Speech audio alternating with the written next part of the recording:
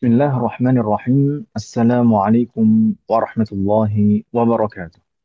Waalaikumsalam. Waalaikumsalam warahmatullahi wabarakatuh. Warahmatullahi wabarakatuh. الحمد لله البر الجواد الذي جلت نعمه على الإحصاء بالأعداد، المان باللطف والإرشاد، الهادي إلى سبيل الرشاد، الموفق للتفقه في الدين، من لطف به واختاره من العباد.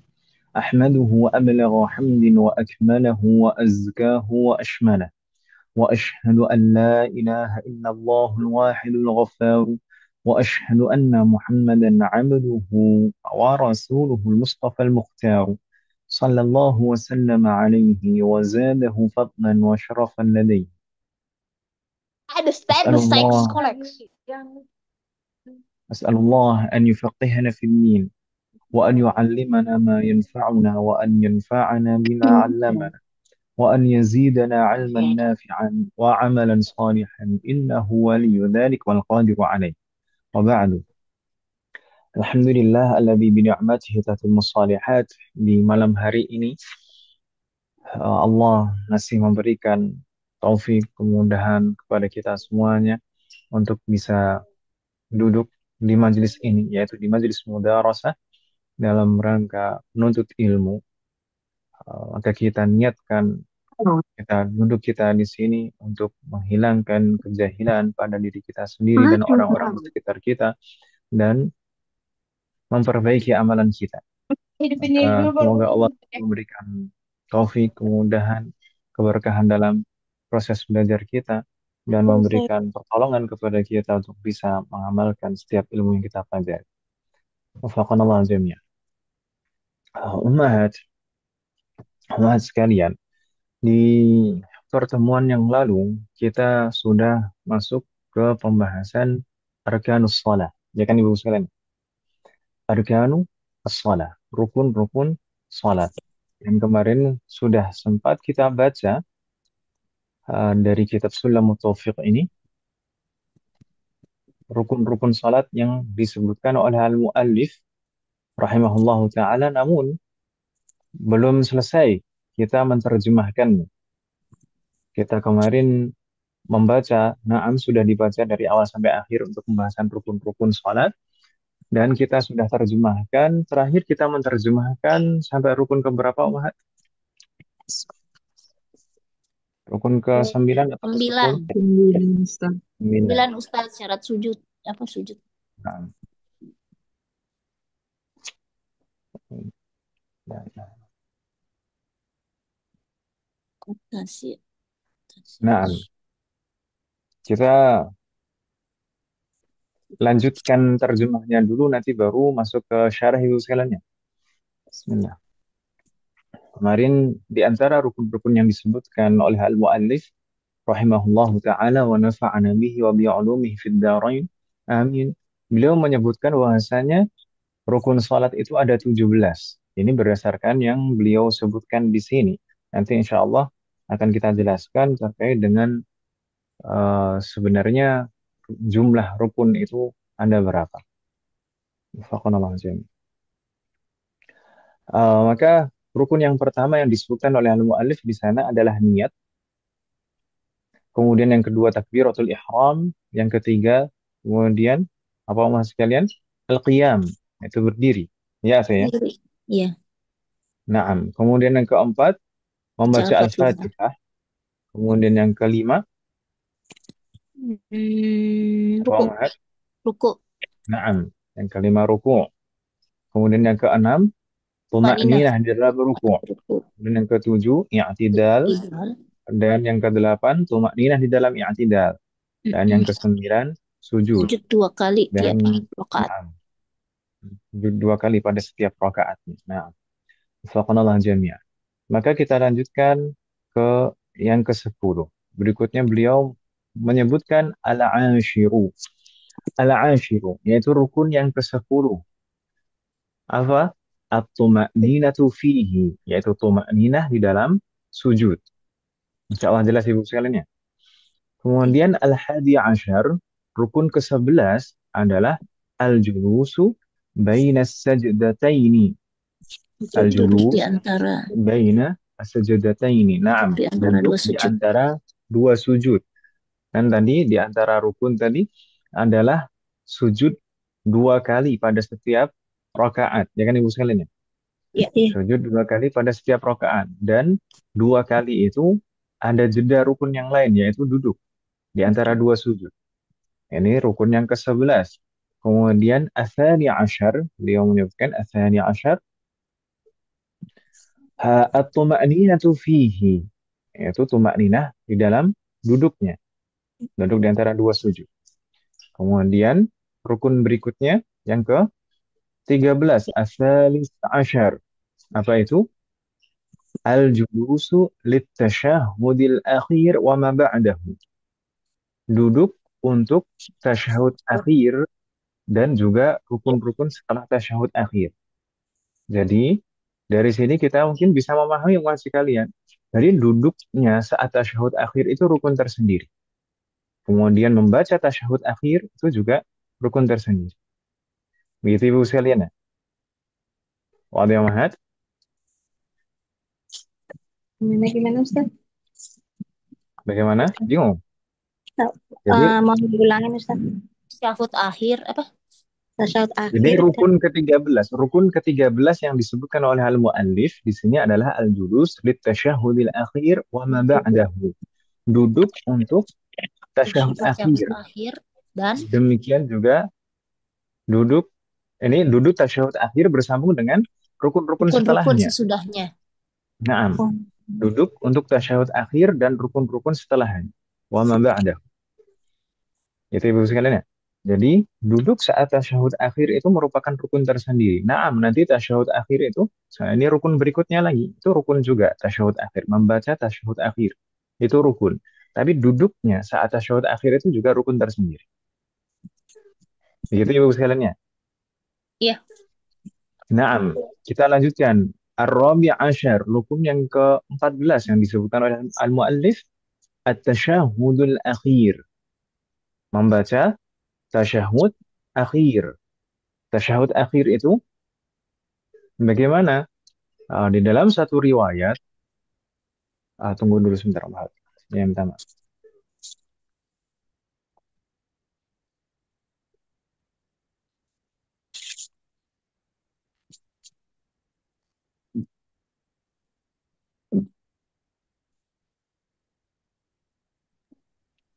Naam, rukun yang ke-14 tadi tasyahud akhir. Maksudnya membaca tasyahud akhir. Gitu Ibu sekalian. Kemudian beliau menyebutkan salah satu contoh riwayat tasyahud akhir di situ.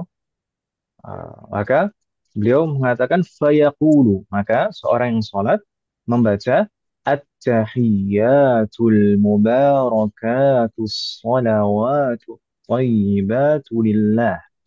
Assalamu alayka ayyuhan nabiyyu wa rahmatullahi wa barakatuh. Assalamu alayna wa ala ibadillahis salihin. Ashhadu an la ilaha illallah wa ashhadu anna Muhammadar Rasulullah. Jadi tasyahud akhir berhenti di situ. Tasyahud akhir berhenti pada dua kalimat syahadat. Gitu Ibu sekalian ya. Ini misalkan ada pertanyaan, apakah boleh membaca tasyahud dengan lafaz yang lain? Naam, di sana ada tasyahud dengan lafaz yang lain seperti at-tahiyyatu lillah was-salatu wat-thayyibatu wassalamu alayka ayyuhan nabiy, seterusnya sampai asyhadu an la ilaha illallah wa asyhadu anna Muhammadan abduhu wa rasul. Boleh menggunakan tasyahud dengan riwayat yang lain, boleh. Di sini al-muallif menyebutkan salah satu contoh. Memang di dalam mazhab Syafi'i yang paling sering digunakan untuk contoh adalah riwayat yang kita baca barusan. Begitu Ibu sekalian ya. Wadih Mahat. waduh. Waduh. Berikutnya al-khamis asyar. Beliau menyebutkan rukun yang ke-15. Wah, ini berbayang nih. layar saya. Afan, Mas. Al-khamis ashar. Naam, dia menyebutkan as-salatu ala nabi sallallahu alaihi wasallam. Maka rukun yang ke-15 adalah membaca salawat kepada Nabi sallallahu alaihi wasallam. Dan beliau menyebutkan minimal salawat setelah tasyahud, yaitu wa aqalluha, minimalnya Allahumma salli ala Muhammad. Itu paling minimal, paling minimal. Kalau yang sempurna bagaimana? Maka yang sempurna adalah salawat Ibrahimiyah. Gitu Ibu sekalian ya. Yang mungkin seharusnya semuanya sudah tahu. Berikutnya as-sadis asyar, rukun yang ke-16 adalah as-salam. Membaca salam. Membaca salam. Wa aqalluhu, dan minimal membaca salam adalah assalamualaikum. Sampai situ saja sudah sah. Assalamualaikum. Wafaqanallahu jami'an. Berikutnya wasabi asyar, rukun yang ke-17, at-tertibu. Tertib, maksudnya tertib harus berurutan sesuai dengan yang kita sebutkan. Begitu Ibu sekalian ya. Iya. Lalu beliau menyebutkan keterangan tambahan di sana. Fa'in ta'ammada tarkahu, jika seseorang sengaja meninggalkan rukun yang terakhir, yaitu tertib, ka'an sajada qabla ruku'ihi batalat, seperti seandainya seseorang sujud sebelum rukuknya, maka batal sholatnya. Ini kalau sengaja Ibu sekalian ya. Tadi kan fa in ta'ammada, jika sengaja. Jika dengan sengaja meninggalkan rukun yang terakhir, yaitu rukun tertib tadi, seperti mendahulukan sujud sebelum rukuknya, maka batal sholatnya. Wa in saha, tapi kalau misalkan dia meninggalkan tertib karena lalai, maksudnya karena lupa misalkan. Karena lupa, fa in saha, wa in saha, falya'ud ilaihi. Maka yang harus dilakukan adalah kembali ke rukun yang ditinggalkan. Kembali. Misalkan tadi sudah terlanjur sujud, misalkan, tapi karena lupa, sujudnya ini karena lupa, bukan karena sengaja. Karena lupa, kemudian langsung sujud. Entah sholatnya ngelamun atau gimana. Setelah selesai Al-Fatihah, kemudian membaca surat, langsung sujud. Tapi saat sujud itu ingat. Maka apa yang harus dilakukan? Falya'ud ilaihi. Maka dia harus kembali. Kembali ke rukun yang ditinggalkan, yaitu rukun. Tapi apakah ini secara mutlak seperti itu? Tidak. Illa. Kecuali an yakuna fi mithlihi au ba'dahu. Kecuali ingatnya. Kecuali dia ingat kalau dia tadi meninggalkan rukun itu pada rukun yang semisalnya atau setelahnya. Maksudnya rukun semisalnya, misalkan tadi lupa ruku, ingatnya pada ruku rokaat berikutnya. Itu Ibu sekalian ya. Bingung tidak? Mudah-mudahan tidak bingung.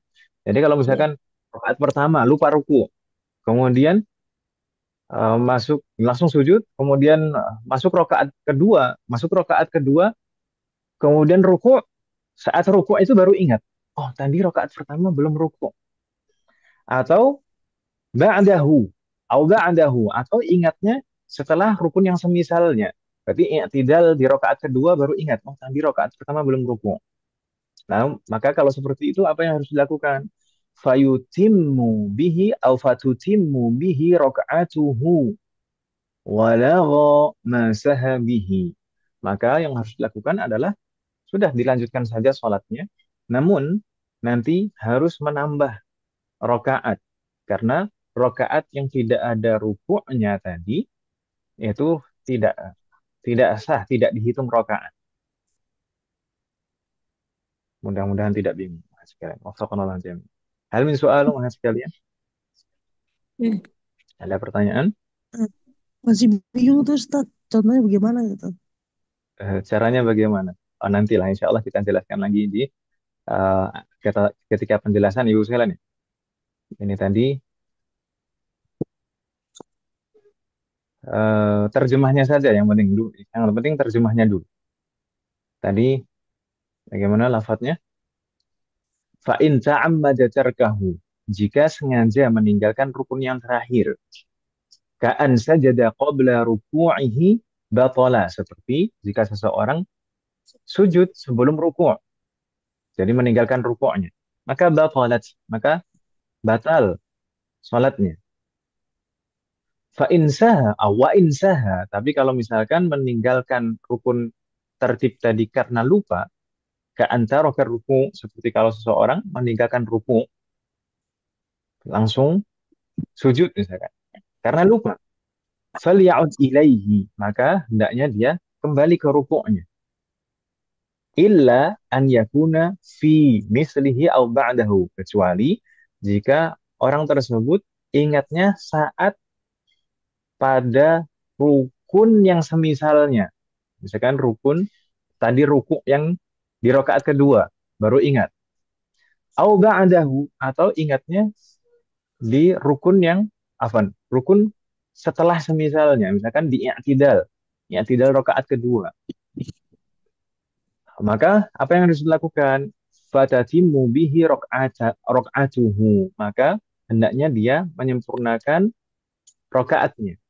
Jadi tidak kembali lagi ke ruku yang rokaat pertama, tidak. Tapi dilanjutkan. Salatnya wala ma sahabihi. Akan tetapi rokaat yang kurang rukunnya tadi itu tidak dianggap. Lago. Tidak dianggap. Maka dia harus menambah satu rokaat. Gitu ya Ibu sekalian. Itu terjemah. Nanti kalau kurang jelas insya Allah kita jelaskan saat syarah. Hal min soal yata'allaq bitarjamah. Ada pertanyaan terkait dengan terjemah Mas sekalian? Apa Ustaz? Walago apa artinya Ustaz? Walago. Walago masaha. Lago itu tidak dianggap maksudnya. Lagun itu Oh dari sesuatu yang, lagun ya Ustaz? lagun itu sesuatu yang sia-sia kan, Mas? Sebentar Nah, kurang ya Ustaz. Masaha. lago masahabi, dan rokaat yang tadi lupa dia di dalamnya itu tidak dianggap. Dan tidak dianggap rokaat yang dia lupa rukun di dalam. Subhanallah jami.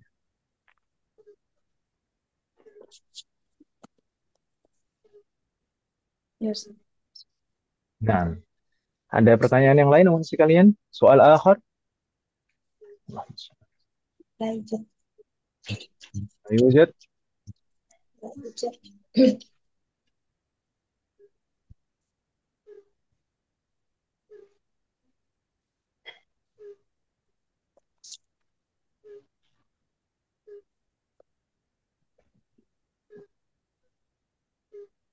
Betul-betul tidak ada pertanyaan, Wahad?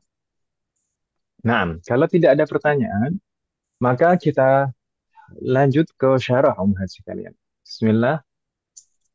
Eh, kita di sini sampai di pembahasan yang sangat penting dalam sholat Wahad sekalian.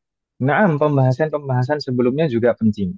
Seperti syarat wajib sholat, kemudian syarat-syarat sah sholat, kemudian pembatal-pembatal sholat, dan terakhir sebelum pembahasan ini kemarin kita membahas tentang syarat diterimanya sholat.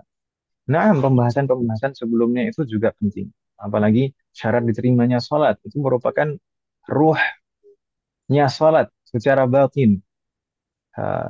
Itu hal yang paling penting secara batiniah, tapi kalau syarat-syarat diterimanya sholat tidak bisa dilihat secara zahir. Ya kan Ibu sekalian ya?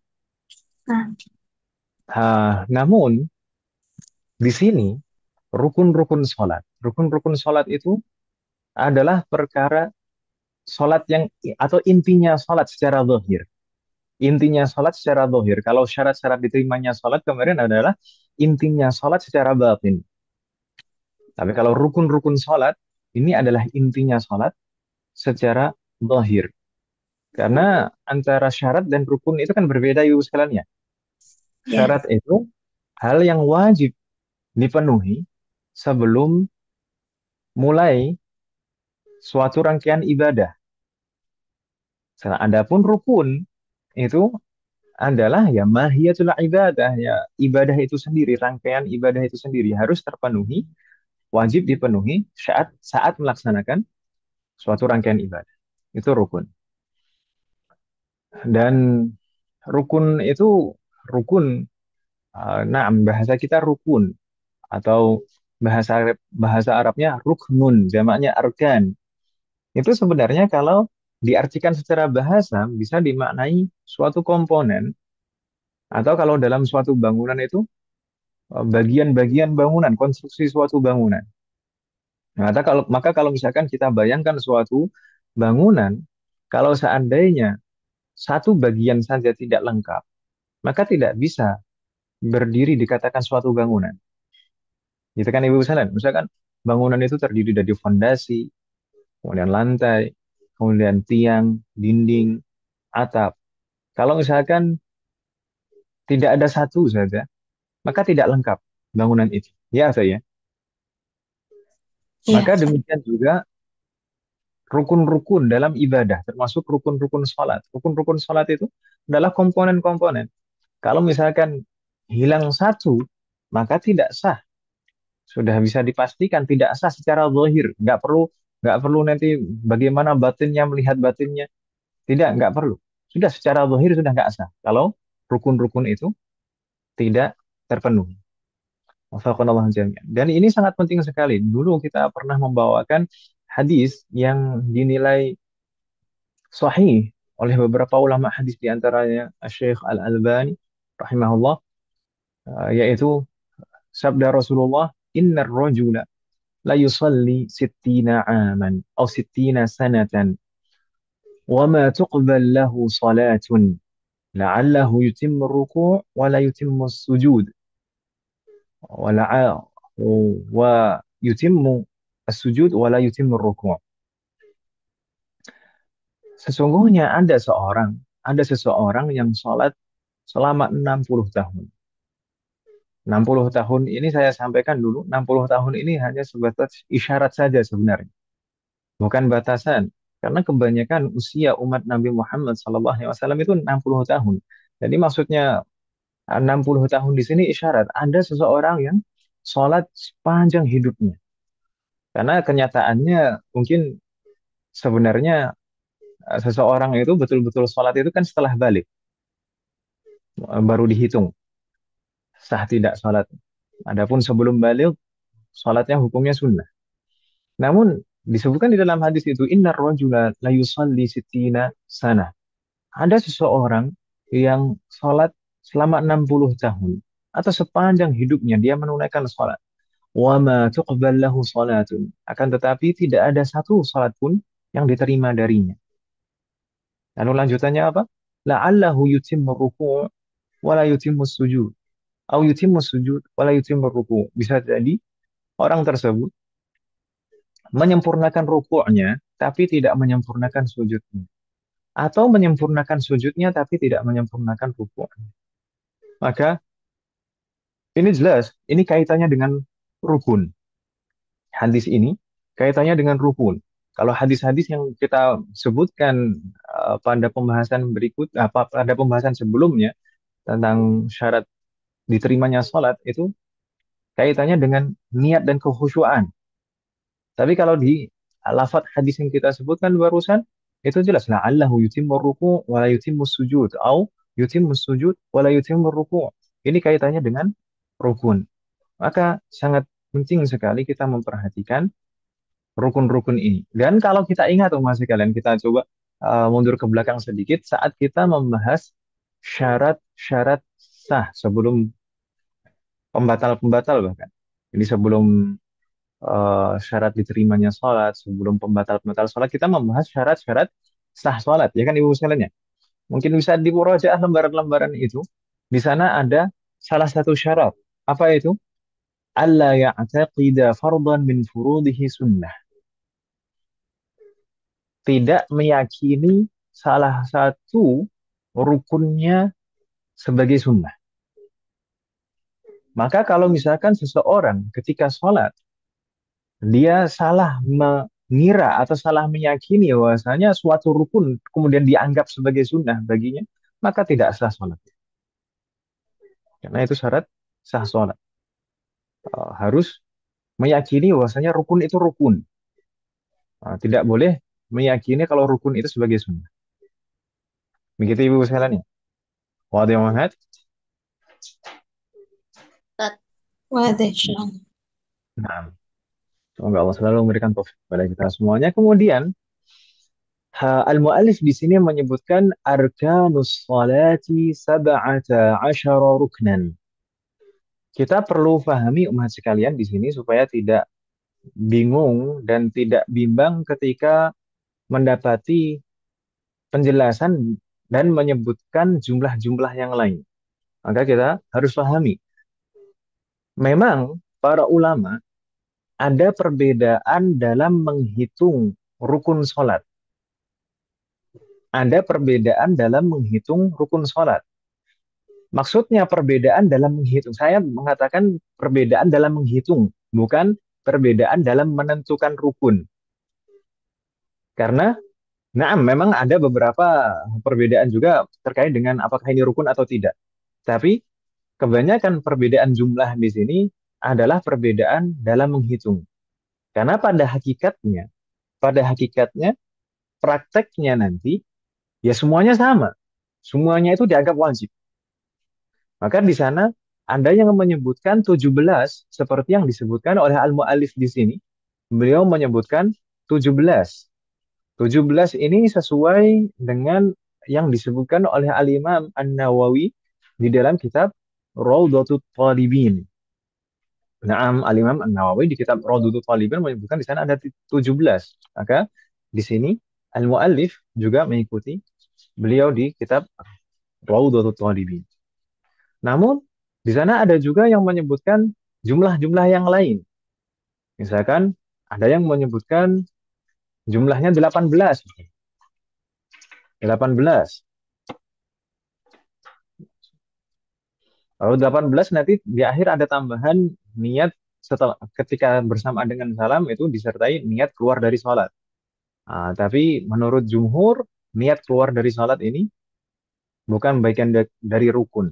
Tidak harus dihadirkan. Kemudian ada juga yang menyebutkan jumlahnya ada 14. 14. Kok bisa 14?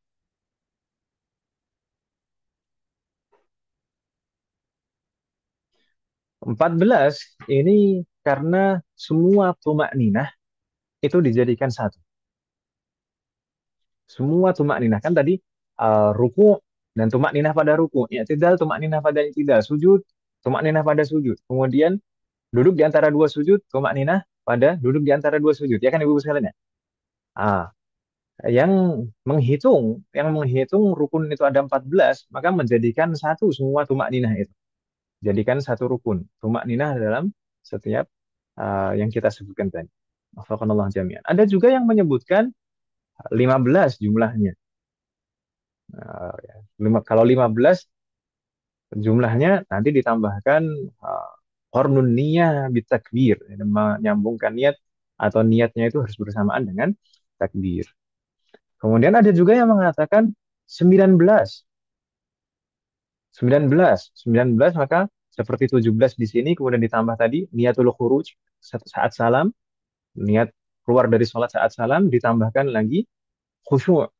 Makanya kemarin ketika kita membahas syarat diterimanya sholat, saya menyampaikan bahkan sebagian ulama ada yang mengatakan khusyuk itu rukun, berarti wajib. Kalau nggak khusyuk berarti nggak sah sholatnya. Nah, Kemudian ada juga yang mau menyebutkan jumlahnya ada 20. Jumlah rukun itu 20. Ada tambahan apa? Al-musalli, orang yang sholat.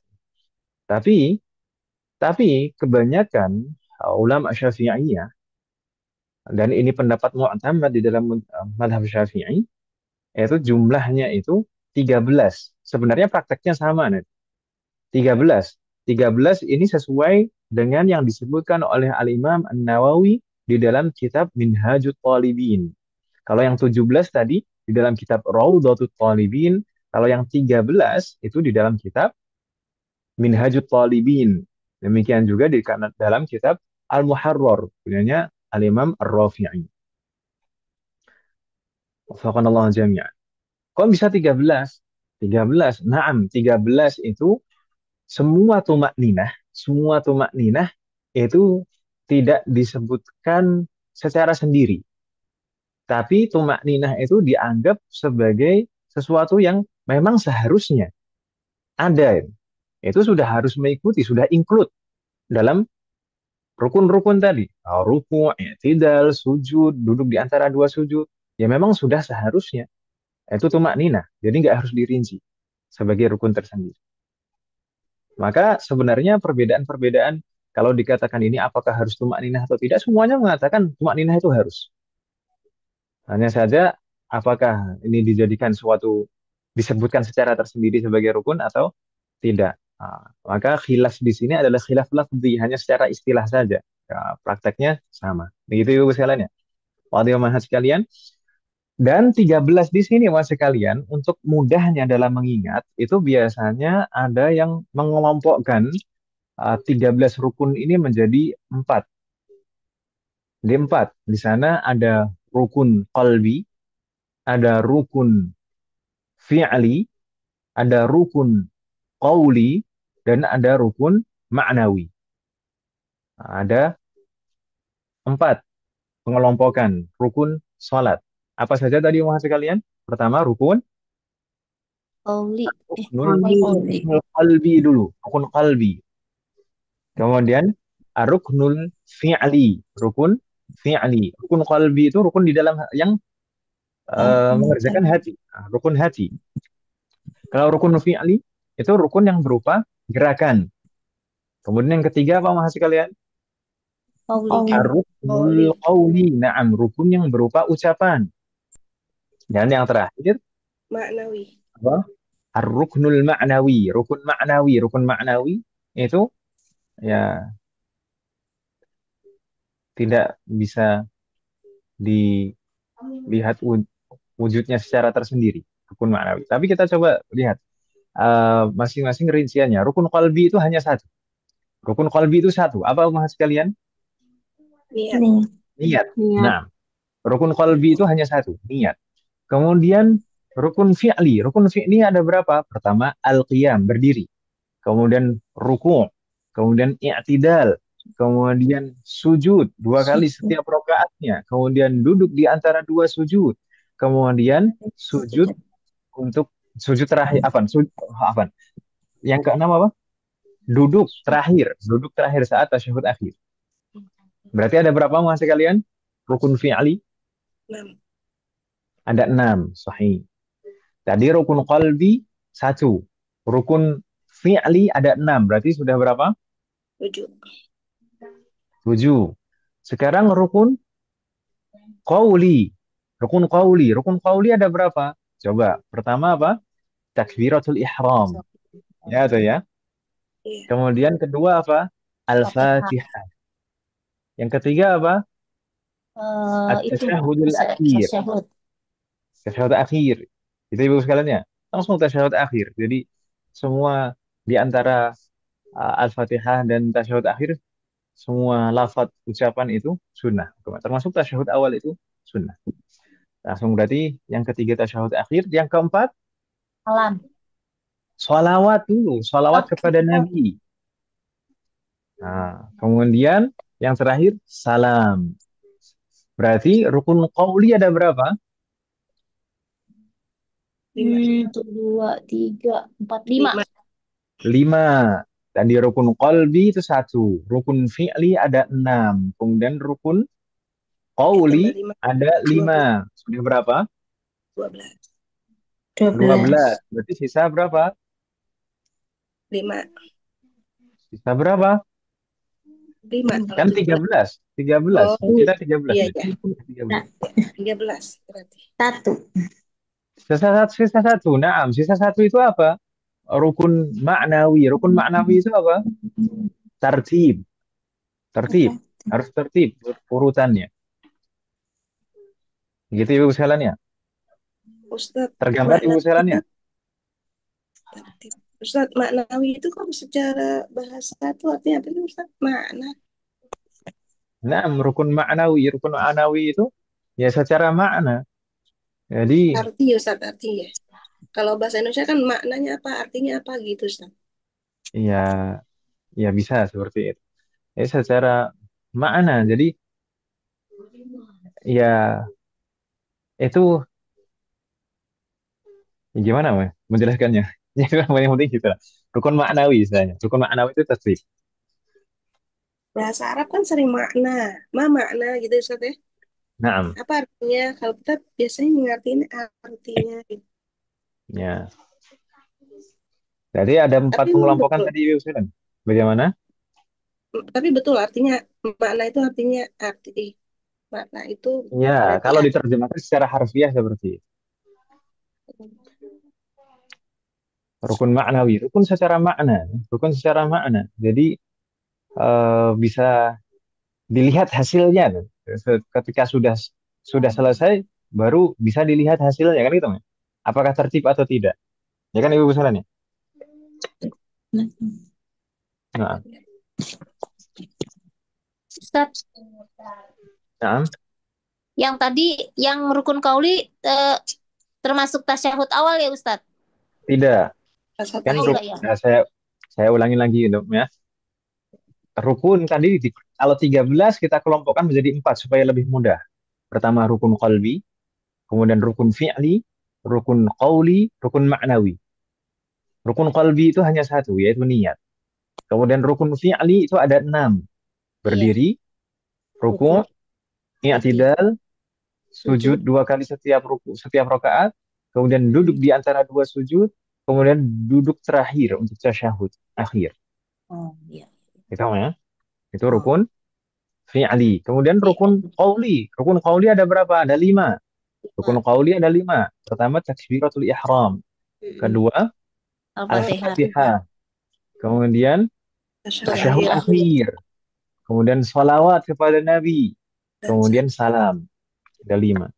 Iya. Kemudian rukun maknawi ada 1 yaitu tartib. Tartib. tertib. Nah, maka kita tidak boleh meyakini atau menganggap salah satu saja dari rukun-rukun ini sebagai sunnah. Seandainya seseorang sholat, kemudian meyakini dari salah satu rukun-rukun ini sebagai sunnah, maka tidak sah sholat. Gitu Ibu sekalian ya. Wadah Iya. mahat. Ada. Nah, makanya eh, kita harus tahu mana yang rukun, mana yang nggak rukun. Sebaliknya kalau misalkan meyakini semua rangkaian sholat itu wajib semuanya malah nggak apa-apa. Kalau seandainya ketika seseorang sholat meyakini bahwa semua rangkaian dari awal sampai akhir sholatnya itu semuanya wajib, semuanya rukun sholat itu justru malah tidak mengapa. Tapi kalau misalkan meyakini salah satu rukun sebagai sunnah, maka tidak sah sholat, batal sholat. Ya. Subhanallah. Hal min soal, ada pertanyaan Wahad? Kalau tidak ada, maka kita masuk ke rukun yang pertama. Rukun yang pertama apa? Sesuai yang disebutkan oleh al-mu'allif saja. Yang pertama adalah niyatun bil qalbi. Nah, kita kemarin jelaskan di sini maksudnya fi, niat di dalam hati. Niat di dalam hati. Maka niat itu apa? Kita pernah membahas maksud dari niat itu adalah qasdul fi'ali muqtarinun apa? Qasdu syai'i muqtarinun bi fi'lihi. Kan gitu ya? Qasdu syai'i muqtarinun bi fi'lihi atau muqtarinan bi fi'lihi. Yaitu bermaksud melaksanakan sesuatu yang mana maksud itu dihadirkan bersamaan dengan mulainya suatu amalan. Maka menghadirkan niat itu harus bersamaan dengan permulaan amalan. Kalau sholat berarti saat takbiratul ihram. Nanti insya Allah akan kita sebutkan ketentuan-ketentuan. Nah, kemudian beliau menyebutkan bil qalbi. Tapi, nah, kalau misalkan dulu kita pernah membahas, kalau eh, seperti keinginan atau niat yang dilakukan atau dihadirkan di dalam hati sebelum permulaan suatu amalan itu disebut apa Ibu sekalian? Azam. Disebut azam. Nah, berazam, berkeinginan. Itu kalau dilakukan sebelum melaksanakan atau memulai suatu ibadah atau azam. Maka niat itu dihadirkan di awal melaksanakan suatu amalan ibadah. Karena kalau sebelumnya bukan niat namanya tapi azam. Kemudian beliau menyebutkan bil qalbi. Bil qalbi, maksudnya fil qalbi. Niat itu wazifatul qalbi. Niat itu tugasnya hati. Makanya kita sebut tadi ini adalah ar-ruknul qalbi, rukun hati. Jadi niat itu tempatnya di dalam hati, harus dihadirkan di dalam hati. Seandainya seseorang tidak menghadirkan niat di dalam hati, maka tidak sah sholatnya. Apakah boleh dilafadzkan? Apakah boleh dilafadzkan? Kita pernah membahasnya. Beberapa kali nampaknya kita membahasnya saat pembahasan wudhu, kemudian saat pembahasan puasa. Boleh tidak dilafadzkan niat itu masih kalian? Boleh. Boleh. Boleh. Bahkan mayoritas ulama dari 4 mazhab menyebutkan melafadzkan niat itu hukumnya sunnah.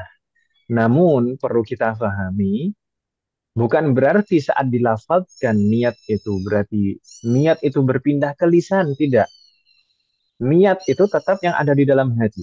Adapun kalau dilafadzkan, maka maksudnya adalah untuk membantu agar hati kita lebih mudah menghadirkan apa yang harus dihadirkan. Kalau seandainya seseorang melafadzkan niat di lisannya sebelum takbiratul ihram, tapi saat takbiratul ihram tidak menghadirkan niat itu di dalam hati, maka tetap tidak sah salatnya. Begitu Ibu sekalian ya? Bisa difahami maksud saya? Sekali lagi, Ustaz. Halo? Iya. Ya, Ustaz. Ya, Nah, insyaallah. jadi niat an-niyah al-mu'tabarah yallati fil qalb. Niat yang dianggap sebagai niat itu adalah yang ada di dalam hati. Kalau misalkan yang di lisan itu bukan niat, hanya untuk membantu hati saja, membantu hati agar mudah menghadirkan niat. Wafaqanallah jami'an.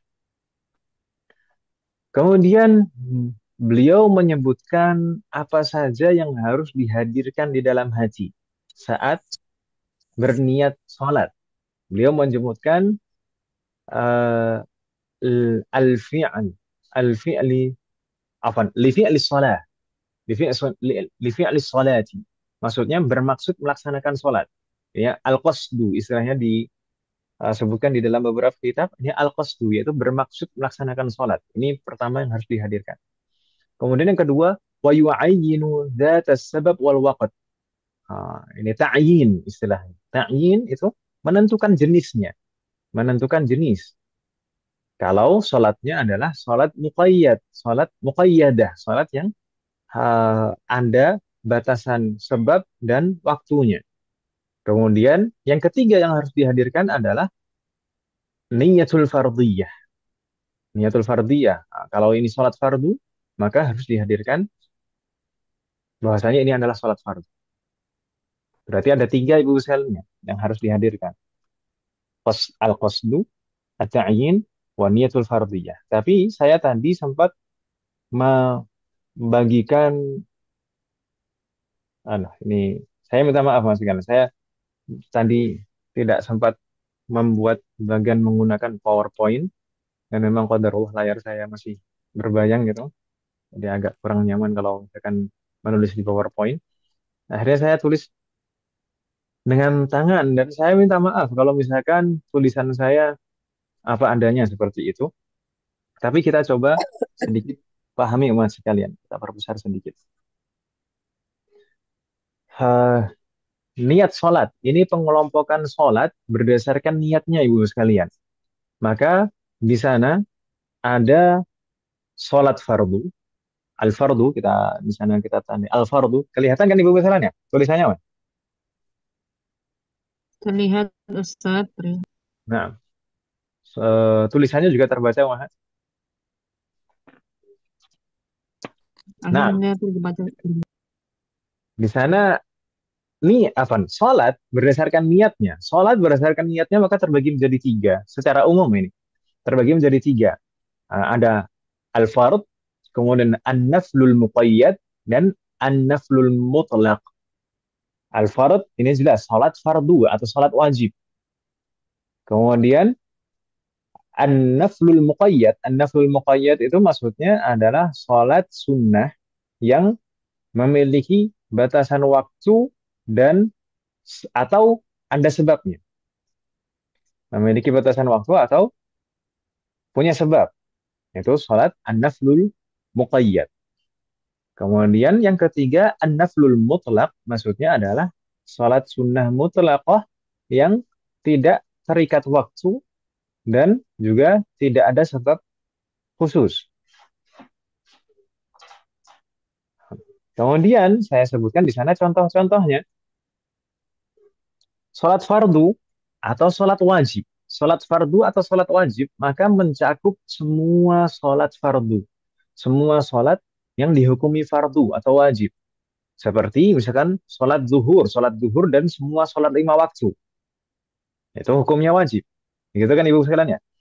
Kemudian termasuk juga sholatul janazah. Sholatul janazah hukumnya fardu. Meskipun fardu kifayah tapi fardu. Ya atau ya? Nah, Mm-mm. demikian wa sholatul qadha. Sholat qadha wajib. Sholat qadha kalau misalkan ada tanggungan sholat duhur misalkan, maka mengqadha sholat duhur itu juga hukumnya wajib. Ya kan ibu sekalian? Maka itu Iya. juga hukumnya sholat fardu. Kemudian juga termasuk dihukumi sholat fardu adalah al-mu'adah, yaitu sholat yang diulang. Sholat fardu yang diulang. Misalnya, sebelumnya sudah sholat duhur misalkan, kemudian singgah ke suatu masjid mendapati jamaah sholat duhur. Maka kalau misalkan dia melaksanakan sholat duhur lagi dengan jamaah yang kedua itu, disebutnya as-sholatul mu'adah, sholat yang diulangi.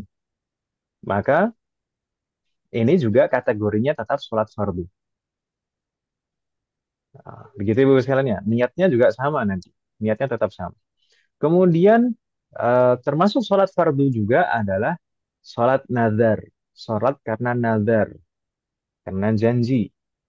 Kan janji itu kan nazar itu bisa menjadikan amalan-amalan sunnah menjadi wajib. Ya kan ibu sekalian ya. Iya. Maka termasuk sholat juga.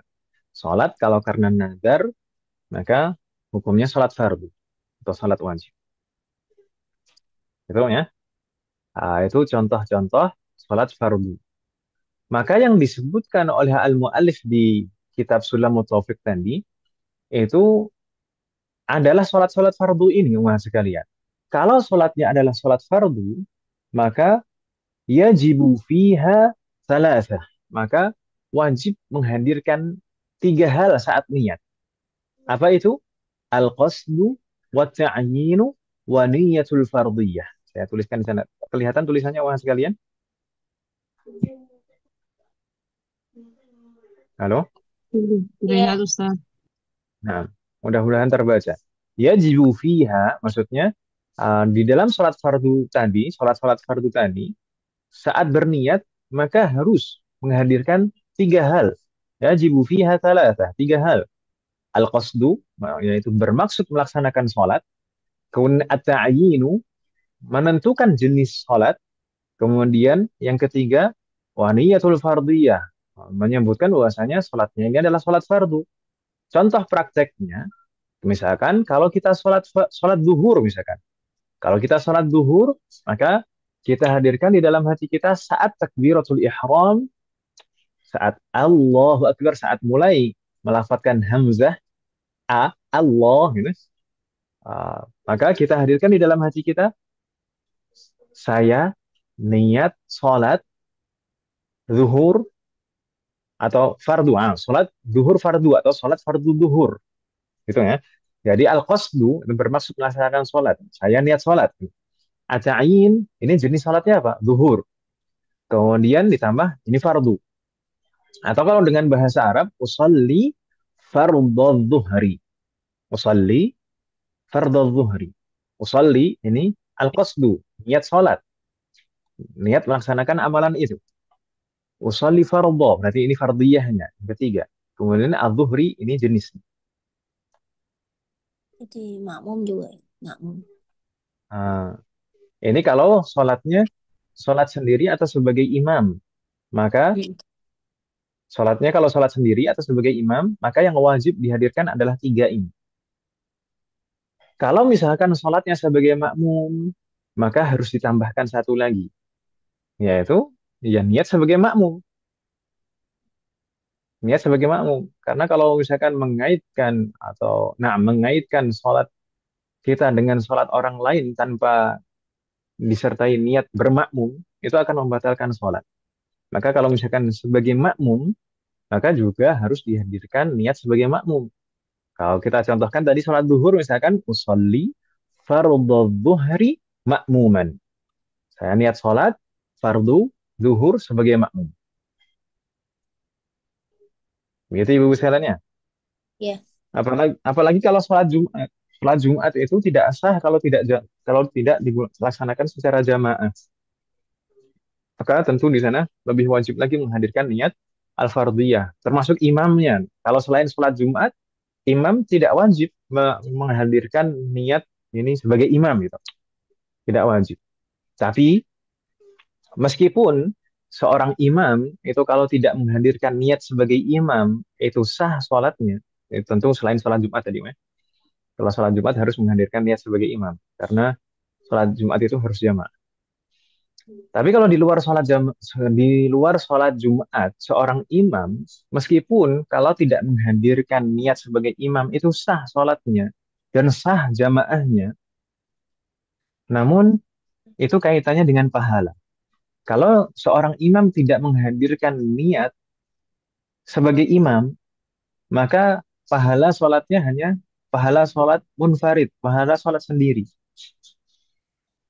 Kalau misalkan dia menghadirkan niat sebagai imam, baru dia mendapatkan pahala sholat jamaah. Karena innamal a'malu binniyat. Karena setiap amal itu bergantung pada niat. Wa innamal likulli imri'in ma nawa. Setiap orang hanya akan mendapatkan yang diniatkan saja. Begitu kan ibu sekalian ya? Bingung Ya. tidak maksud saya umat sekalian? Enggak. Tidak, Om, ya? Alhamdulillah. Ada pertanyaan, Mas? Ustadz mau tanya, Nah, boleh. kalau misalnya kita udah sholat nih, kita udah mau sholat nih, niat ya, udah di depan, udah di atas sajadah, tiba-tiba ada telepon, kita angkat telepon dulu. Nah, udah kelar, baru kita sholat. Berarti niatnya diperbarui lagi, keputus sama telepon tadi. Nah, harus. Oh, Eh, kalau enggak nggak ini sah berarti. pertama gini, Om. Kalau di dalam mazhab Syafi'i, niat itu harus bersamaan dengan takbiratul ihram. Kalau sebelum takbiratul ihram itu namanya berazam, berkeinginan untuk sholat. Maka azam itu bukan niat, gitu ya. Kalau di dalam mazhab Syafi'i, maka niat itu bersamaan dengan takbiratul ihram. Saat kita mulai melafadzkan hamzah pada lafaz takbiratul ihram, Allahu Akbar, hamzah yang pertama, Allah itu mulai menghadirkan niat. Itu waktu menghadirkan niat kalau di dalam mazhab Syafi'i secara khusus. Namun kalau misalkan di dalam mazhab yang lain, hal semacam itu tadi juga harus diulangi, menghadirkan niat. tetap nggak sah juga berdasarkan mazhab lain. Meskipun mazhab lain itu, misalkan niatnya itu boleh sebelum takbiratul ihram, Takbir. tapi harus bersambung. Misalkan di dalam mazhab Hambali itu boleh boleh sebelumnya itu maksudnya boleh sebelumnya sebentar. Misalkan selangkah sebelum eh, takbir atau ketika sudah berdiri siap-siap mau takbir, itu hari niat itu. Seperti itu. Itu boleh kalau di dalam mazhab Hambali. Kalau di dalam mazhab Maliki boleh sebelumnya tapi juga tidak boleh ada hal yang lain yang menjedai. Kalau sudah telepon, angkat telepon, ngobrol, itu sudah nggak sah. Jadi Iya, berdasarkan semua mazhab itu harus memperbaharui niat. Apa iya. namanya? Eh, kalau di dalam mazhab Syafi'i tadi Om ya, saat takbiratul ihram. Oh, pas takbir ya. Saya biasanya Nah, sebelum itu sih Ustadz apa ya sebelum takbir saya malah saya taunya sebelum takbir saya jadi diem dulu gitu. Jadi fokus dulu gitu. Kalau nggak gitu kan nanti niatnya kebablasan. Malah saya belum pernah pas lagi takbir itu belum pernah pasang niatnya pas di situ. Nggak apa-apa berarti ya Ustadz. ya hendaknya kita pernah membahas tentang pengantar ilmu fikih dulu. Saya pernah menyebutkan di sana bahwasanya hendaknya kita tidak mencampur adukan pendapat-pendapat Waktu sholat. Ya. madhab, pendapat-pendapat beda-beda madhab dalam satu amalan yang sama. Kalau kita mencampur adukan berbagai pendapat madhab dalam satu amalan yang sama, nanti akan Iya. timbul suatu amalan yang baru yang tidak ada contohnya sebelumnya. Gitu ya. Hmm. Atau kenal hajami. Maka kalau misalkan kalau wudhunya menggunakan madhab Syafi'i ya madhab Syafi'i lah seterusnya. Atau kenal hajami. Itu mutlak ya Ustadz. Mutlak atau muqayyad? Oke, maksud saya yang seperti yang Ustadz bilang tadi, kalau kita ini itu kan ada kata-katanya hendaknya. Tapi kalau misalnya Jadi hendaknya itu bisa multi tafsir Om ya. Ya harus lah, udah iya, saya bilang harus lah, ya udah harus. gitu maksudnya harus. Nah, Kalau ada eh, opsi kan hendaknya, sebaiknya eh. gitu gimana itu kan berarti Kecuali masih kalau boleh masalah pilih. kecuali kalau masalah sunnah-sunnah yang pelengkap Om ya. Kalau sunnah-sunnah Mm-mm. pelengkap nggak masalah. Nggak masalah. Ya. Nah, sunnah itu tidak membatalkan rangkaian suatu amalan ibadah. Mm-mm. Tapi yang niat ini kan Ustadz kan beda ya tiap mazhab. Nah, Ustaz, masalah sejadah juga nah, ya. Ya, hendaknya sejadah, hendaknya nggak apa-apa ya nggak pakai sejadah ya. sajadah. Gimana Om? Sholat, hendaknya sejadah, hendaknya tidak pakai sejadah tidak apa-apa. Kok ke sajadah? Ya sholat mah mau di tanah juga nggak apa-apa. Yang penting suci. Saya jangan di dinding.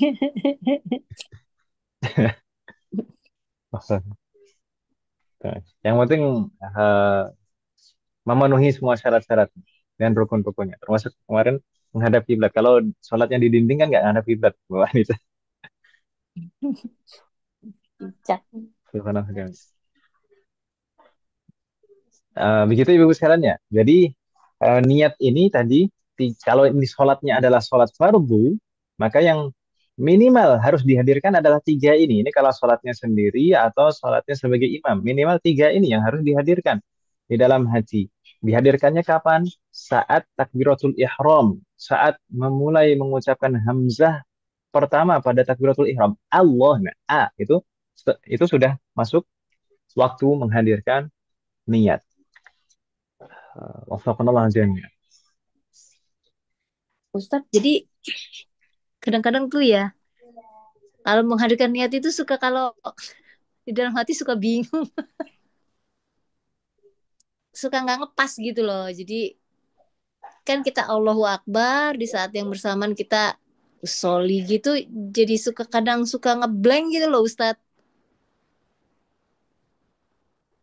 Justru di situ kita dituntut untuk konsentrasi kan. Iya, tapi se gitu loh. Nah, ini Allahu Ya, Akbar, tapi di saat bersamaan juga mengucapkan usoli ya di dalam hati ya, gitu loh. Itu nah, nah. terus kalau Pertama saya misalnya gimana kita kan gimana? kan Ustadz bilang kan tadi boleh kan seandainya kita lafazkan. Nah, itu tabrakan Nah, dong sama Allahu Akbar. enggak. Gimana tuh? Gini, pertama justru kadang ini kalau ditentukan di dalam mazhab Syafi'i bahwasanya niat itu harus dihadirkan saat takbiratul ihram, itu justru menuntut kita untuk menghadirkan hati dan khusyuk saat memulai sholat. Jadi berbeda kalau eh, misalkan menghadirkan niatnya boleh sebelum-sebelumnya, misalkan seperti itu terkadang di pertengahan sholat saat membaca Al-Fatihah, itu ragu, oh tadi saya niat apa ya itu? Gitu kan ya? Hmm. Saya tadi niat sholat apa ya? Justru kalau misalkan tiba-tiba ragu di pertengahan sholat, ragu seperti itu, tadi saya niat sholat apa ya? Ya ketika itu sudah batal sholatnya. Harus diulang dari awal, takbiratul ihram lagi. Karena ragu di dalam niat itu membatalkan sholat. Itu pertama, itu sebenarnya justru malah membantu kita untuk khusyuk di permulaan sholat saat takbiratul ihram. Kemudian tadi terkait dengan melafatkan niat itu sebelum. Hmm? Kalau misalkan mau, kalau misalkan mau dilafatkan niat, maka melafatkan niat itu adalah sebelum takbiratul ihram. Jadi Oh. untuk membantu kita, jadi sebelum takbiratul ihram itu kita rinci dulu secara lisan itu. Apa saja sih tadinya? Misalkan musalli fardhu zuhri. Saat takbir Allah Akbar dalam hati musalli fardhu zuhri makmuman misalkan seperti itu. Allah Akbar. Memang eh, butuh konsentrasi dan mungkin bagi beberapa orang yang belum terbiasa seperti itu butuh latihan. Tapi bisa insya Allah. Iya Ustaz. Masih belum nemu selahnya. Ustaz, cara cara khusus sholat itu bagaimana Ustaz ya namanya kita pengen khusyuk tapi tetap aja ada yang ganggu-ganggu begitu. Hayalan. Hayalan. Nas nasallallahu taufiq wassadad. Semoga Allah selalu memberikan taufik kepada kita semua. Kita kalau masalah khusyuk itu kita pernah membahas sebelumnya syarat-syarat diterimanya sholat agar sholat kita mendapatkan pahala. Maka harus ada khusyuk di dalam sholat meskipun hanya sebagian sholat kita saja yang ada khusyuknya. Jadi nggak harus khusyuk itu. Maksudnya agar sholat kita mendapatkan pahala itu tidak harus khusyuk itu harus penuh dari awal sampai akhir. Tapi semakin khusyuk kita maka semakin besar pahala sholat kita. Jadi semakin khusyuk sholat kita. Jadi kalau misalkan sepanjang sholat kita khusyuk semuanya, maka itu yang paling sempurna. Nah, kalau misalkan khusyuknya kadang-kadang, maka juga pahalanya juga kadang-kadang juga, gitu ya. Wafaqanallah jami'an. Tapi harus ada khusyuk. Kalau nggak ada khusyuk sama sekali dari awal sampai akhir, maka tidak ada pahala sama sekali. Dan bahkan sebagian ulama menyebutkan itu tidak sah, karena sebagian ulama menyebutkan kekhusyuan itu bagian dari rukun. Adapun tips atau trik-trik agar kita bisa khusyuk di dalam sholat, maka pernah kita sebutkan di pembahasan itu sebelumnya, mungkin bisa dimurojaah lagi nanti. Tapi saya juga sebutkan dulu, bahwasanya memang khusyuk itu adalah perkara yang sulit bagi kita, terutama orang zaman sekarang. Karena memang sudah dinaskan, sudah jadi sunatullah, dikabarkan oleh Rasulullah. Bahwasanya khusyuk itu adalah nikmat yang pertama dicabut dari umat manusia. Maka setiap generasi itu pasti akan berkurang kekhusyuan. Maka oh, di antara umat Islam yang paling khusyuk adalah para sahabat. Kemudian di masa tabi'in kekhusyuan itu sudah berkurang. Di masa tabi'ut tabi'in sudah semakin berkurang lagi, apalagi di zaman kita sekarang. Maka kekhusyuan itu sangat berkurang sekali. Maka tidak heran kalau mungkin banyak sekali dari orang-orang dari kita yaitu ketika sholat itu betul-betul tidak sadar dari awal sampai akhir. Saat takbiratul ihram itu sudah nggak konsentrasi, kemudian tiba-tiba sadar-sadar udah salam aja. Dan bahkan kalau misalkan kita tanya suatu jamaah di dalam masjid, satu masjid yang jamaahnya banyak, kalau kita tanya siapa yang memang betul-betul khusyuk dari awal sampai akhir, mungkin hampir-hampir tidak ada, bisa jadi. Tapi kita harus berusaha dan memohon taufik dari Allah Subhanahu wa taala agar kita bisa khusyuk.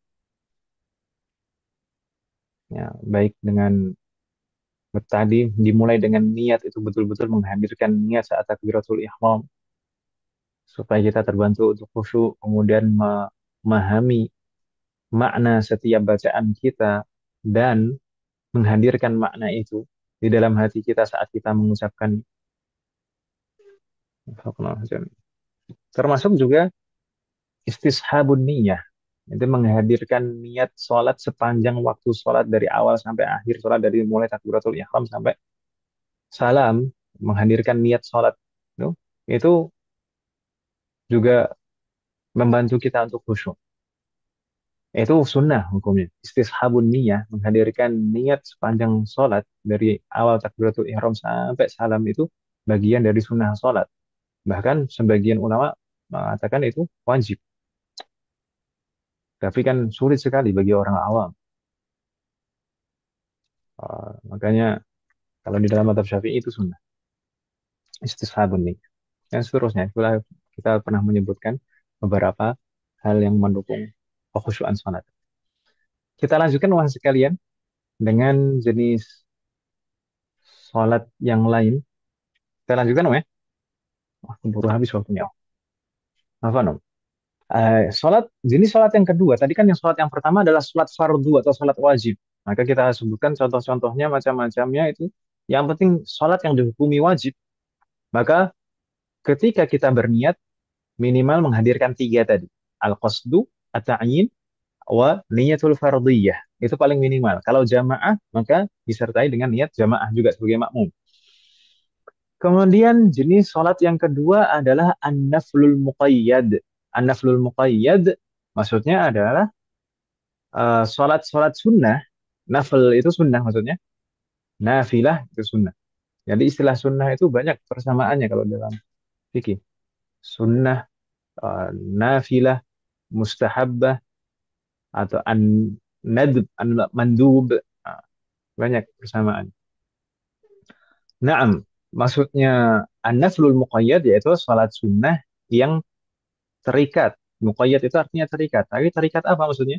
Yang mempunyai batasan waktu, dzatu waqtin, mempunyai batasan waktu, au sababin, atau mempunyai sebab.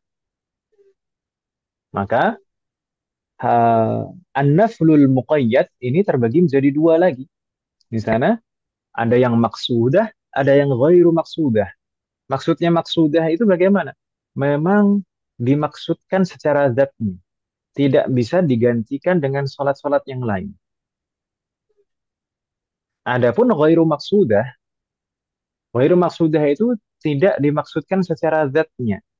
Jadi sholat apapun itu bisa menggantikan sholat tersebut. Kita coba sebutkan contoh-contohnya di sana supaya lebih jelas. Seperti sholat an-naflul muqayyad atau an-nafilah al-muqayyadah yang maksudah itu contohnya kasunnatil zuhri, sholat sunnah zuhur baik qabliyah maupun ba'diyah, misalkan seperti itu. Atau sholat rawatib lah intinya, sholat rawatib qabliyah ba'diyah. Kemudian wadduha, kan sholat duha. Kedua contoh ini, sholat rawatib dan sholat duha, ini contoh dari sholat yang mempunyai batasan waktu. Begitu Ibu sekalian ya. Dan di sana ada contoh yang lain, wal istisqa wal kusuf. Al istisqa dan al kusuf. Ini juga muqayyadah maksudah. Ini contoh untuk yang memiliki sebab. Salat sunnah yang memiliki sebab. Istisqa itu karena apa? Memohon turunnya hujan. Hujan. Al-kusuf karena gerhana. Gitu Ibu sekalian ya. Ini karena sebab. Wadih mahat. Wati. Naam. Adapun yang sholat sunnah muqayyadah tapi ghairu maksudah tadi seperti tahiyyah, katahiyyah kita sebutkan. Katahiyyah maksudnya tahiyatul masjid. Maka tahiyatul masjid, sholat apapun itu bisa dinilai sebagai tahiyatul masjid. Mau sholat qabliyah kan masuk masjid sebelum sholat duhur, kemudian sholat qabliyah duhur, maka itu bisa dinilai sebagai tahiyatul masjid juga. Atau masuk Kalau masjid langsung sholat duhur, masuk masjid langsung sholat duhur, maka itu juga bisa dinilai sebagai tahiyatul masjid juga. Kemudian juga sholat sunnah wudhu, sholat sunnah wa sunnatul wudhu, saya tuliskan di sana. Wa sunnatul wudhu maksudnya sholat sunnah setelah wudhu. Setelah wudhu kan disunah apa? Setelah wudhu itu disunahkan sholat kan ibu sekalian ya. Naam. ya Sholat sunnah wudhu itu ghairu maksudah. Maksudnya ghairu maksudah itu kalau sholat apapun itu bisa dinilai sebagai sholat sunnah wudhu. Mau sholat tahiyatul masjid, mau sholat qabliyah zuhur, atau sholat zuhurnya itu sendiri, mau sholat apapun, nggak masalah. Demikian juga sholat istikharah. Sholat istikharah itu juga sholat muqayyadah ghairu maksudah. Yang memiliki sebab kan namanya. Sebabnya karena istikharah, tapi ghairu maksudah. Tidak dimaksudkan secara zatnya. Jadi kalau sholat apapun itu bisa dinilai sebagai istikharah. Misalkan sholat duha, misalkan siang-siang sholat duha, misalkan. Tapi di situ kemudian diniatkan juga untuk istikharah, kemudian setelahnya membaca doa istikharah. Itu bisa. Begitu Ibu sekalian ya. hmm. Maka antara sholat yang muqayyadah maksudah dan ghairu maksudah ini niatnya berbeda. Niatnya berbeda. Kalau yang maksudah tadi seperti sholat qabliyah, ba'diyah, sholat duha, istisqa, kusuf, maka harus dihadirkan dua hal saat niatnya. Yajibu fiha syai'an.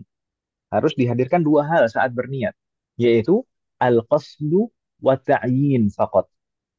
Al-qasdu wa ta'yin faqat. Al-qasdu itu bermaksud untuk melaksanakan sholat, usalli, saya niat sholat, supaya bisa membedakan antara satu amalan ini adalah amalan sholat dan amalan yang lain. Kemudian at-ta'yin, at-ta'yin menentukan jenisnya, menentukan jenisnya. Seperti kalau misalkan sholat sebelum zuhur, misalkan usalli qabla zuhri, atau ba'diyah, usalli ba'da zuhri, usalli duha, usalli istisqa, usalli kusuf. Saya niat sholat sebelum zuhur, saya niat sholat setelah zuhur, saya niat sholat duha, saya niat sholat istisqa, saya niat sholat kusuf, gitu ya. Uh, Ta'yin menentukan jenis di sini wajib harus untuk membedakan antara satu sholat dengan sholat yang lain. Apakah harus dihadirkan juga niat sunniyah, niat bahasanya sholat ini adalah sholat sunnah? Apakah harus? Jawabannya tidak. Karena sholat-sholat ini sudah jelas semuanya sholat sunnah. Kalau misalkan kita mengatakan musalli qabla zuhur, saya niat sholat qabla zuhur. Qabla zuhur pasti sunnah. Nggak ada qabla zuhur itu sholat wajib. Ya kan Ibu sekalian ya? Hmm. Nah, maka tidak perlu dirinci di sana apakah itu sholat sunnah atau tidak. Tapi kalau misalkan disebutkan sunnatan, nah itu gimana biasanya? Usalli sunnatal apa? Usalli qabla zuhri sunnatan lillahi ta'ala. Itu tidak masalah. Kalau misalkan disebutkan seperti itu di dalam hati, maka tidak masalah, itu hukumnya sunnah. Termasuk juga tambahan lillahi ta'ala itu juga tidak harus, tidak wajib, tapi sunnah kalau misalkan mau dihadirkan di dalam hati. Tapi jadi tambah panjang. Tiga aja udah kadang susah Kalau ditambah-tambah tambah susah biasa. Wafaqanallah jami'an. Begitu Ibu sekalian ya? Ya Ustaz. Wafaqanallah jami'an.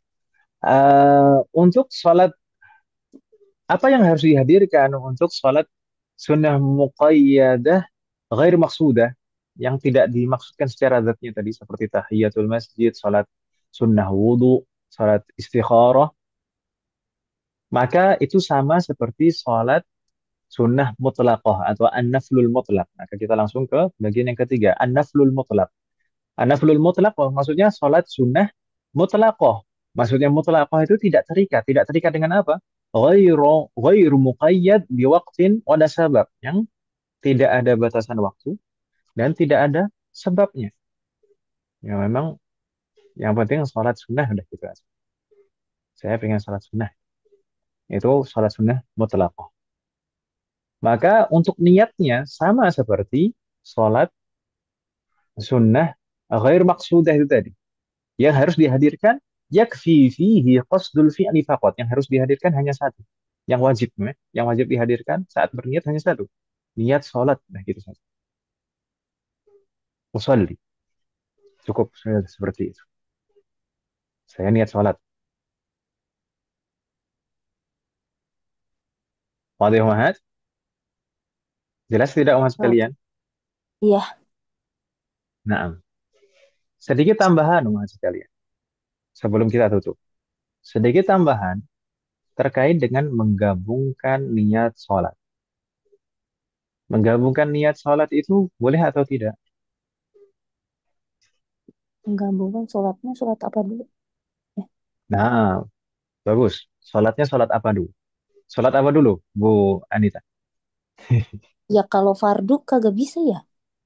Nggak tahu deh, nggak tahu deh. Maksudnya fardu dengan fardu atau fardu dengan yang lain? Gimana maksudnya? Iya, iya. Kalau fardu, kalau fardu bukannya sendirian ya Ustadz. Kecuali kodo nggak tahu enggak deh sendiri juga.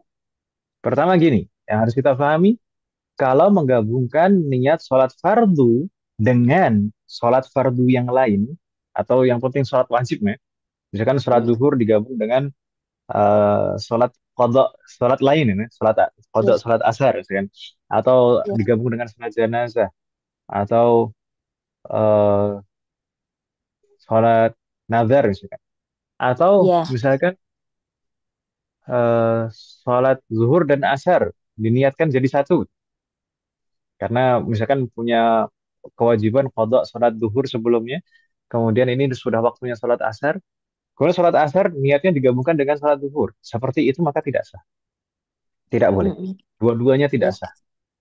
Dua-duanya tidak sah. Gitu Ibu sekalian ya. iya, Demikian juga kalau sholat fardu digabungkan niatnya dengan sholat maksudah. Sholat yang dimaksudkan secara zatnya. Seperti sholat qobliyah, ba'diyah, sholat duha, istisqa, kusuf itu tadi. Maka tidak sah juga iya, sholatnya. Kalau menggabungkan niat sholat fardu dan sholat yang maksudah. Sunnah maksudah. Niat sunnah maksudah. Tapi kalau misalkan menggabungkan niat sholat fardu dengan sholat sunnah ghairu maksudah, boleh atau tidak? Jawabannya boleh. Menggabungkan niat sholat fardu dan niat sholat sunnah ghairu maksudah. Seperti misalkan tahiyatul masjid. Sholat zuhur. Bersamaan dengan itu, kita meniatkan untuk tahiyatul masjid. Atau setelah wudhu kemudian langsung masuk ke jamaah sholat duhur, nah, setelah wudhu langsung masuk ke jamaah sholat duhur, maka saat niat itu digabungkan niat sholat duhur dan sholat sunnah wudhu, maka tidak masalah, termasuk juga istighfar. Begitu ibu sekalian ya. iya, Wafaqanallah jami'. Karena ghairu maksudah itu semuanya bisa mewakili, semua bisa mewakili dalam bentuknya sholat apapun itu bisa mendapatkan pahala sholat tersebut. Tahiyatul masjid, sunnah wudhu, istikharah.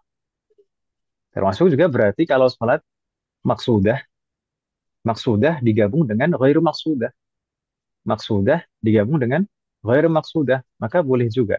Seperti qabliyah zuhur digabung dengan tahiyatul masjid atau salat sunnah wudhu. Maka boleh juga. Begitu kan ibu sekalian ya? Iya. Kalau sholat fardu digabung dengan sholat sunnah mutlaqah boleh atau tidak? Tidak boleh. Pokoknya Ibu fardu sekalian ya? sendiri aja. Nah, tapi kalau fardu tadi digabung dengan ghairu maksudah boleh ibu sekalian ya?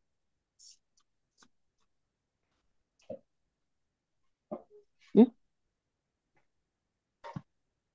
Jadi yang boleh digabungkan tadi fardu dengan ghairu maksudah dan maksudah dengan ghairu maksudah.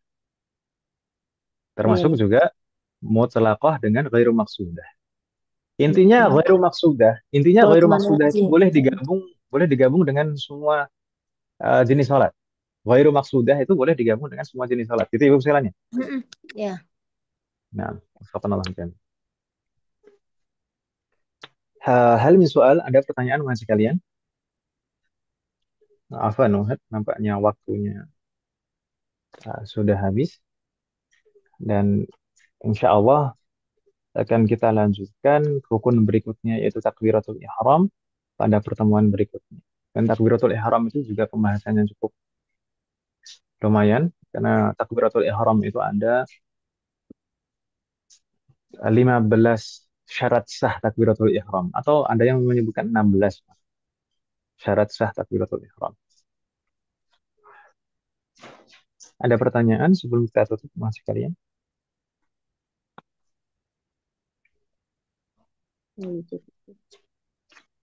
Nah, Yujat, kalau tidak ada pertanyaan, maka kita cukupkan. Semoga apa yang kita bahas dan pelajari malam hari ini bermanfaat dan barokah. Semoga Allah selalu memberikan taufik kepada kita semuanya agar kita bisa mengamalkan setiap ilmu yang kita pelajari. Semoga Allah selalu memberikan kemudahan, keberkahan, kesabaran, keistiqomahan, serta keikhlasan dalam proses belajar kita. Semoga Allah selalu memberikan taufik dan hidayah kepada kita semuanya, demikian juga kepada orang-orang yang kita sayangi. Semoga Allah selalu melindungi kita semuanya dan juga orang-orang yang kita sayangi dimanapun berada. Jika di antara kita ada yang sakit, atau kerabat kita, atau keluarga kita ada yang sakit, semoga segera diberi kesembuhan oleh Allah Subhanahu wa Ta'ala. Semoga Allah menjadikan kita semuanya termasuk hambanya yang soleh dan solehah dan bertakwa kepada. Semoga Allah menjadikan keluarga kita dan anak keturunan kita termasuk hambanya yang soleh dan solehah. Dan semoga terlahir dari mereka generasi ulama. Semoga Allah mengumpulkan kita bersama dengan keluarga kita dan anak keturunan kita di surga Firdaus. Semoga Allah selalu melindungi negara kita dan memperbaiki kondisi negara kita. Semoga Allah memberikan pemimpin yang terbaik untuk negara kita dan memperbaiki pemimpin-pemimpin kita. Semoga Allah mengampuni semua dosa-dosa kita dan menerima semua amal ibadah kita. Semoga Allah mengampuni semua dosa orang tua kita dan guru-guru kita dan menerima semua amal ibadah mereka. Semoga Allah selalu memberikan keberkahan dalam setiap urusan kita, termasuk dalam ilmu, waktu, usia, dan keluarga kita. Semoga Allah selalu memberikan taufik kepada kita semuanya agar kita bisa senantiasa ridho, bersabar, dan bersyukur atas semua ketetapan dan ketentuan Allah Subhanahu wa Ta'ala. Semoga Allah memberikan kepada kita semuanya husnul khatimah. Wassallallahu ala nabiyyina Muhammad wa ala alihi wa sahbihi ajma'in. Subhanakallahumma wa bihamdik. Asyhadu an la ilaha illa anta astaghfiruka wa atubu ilaik.